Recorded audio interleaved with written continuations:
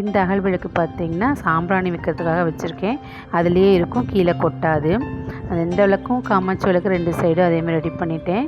அப்புறம் சங்கு 2 சைடும் சங்குக்கு மஞ்சள் அரிசி போட்டு நீட்டாக எடுத்து வச்சாச்சு. அடுத்தது பார்த்திங்கன்னா இது ஊதுபத்தி ஸ்டாண்டு. இதுவும் டிமார்ட்டில் தான் வாங்கினேன். இதனுடைய ரேட்டு பார்த்திங்கன்னா 99 ரூபா.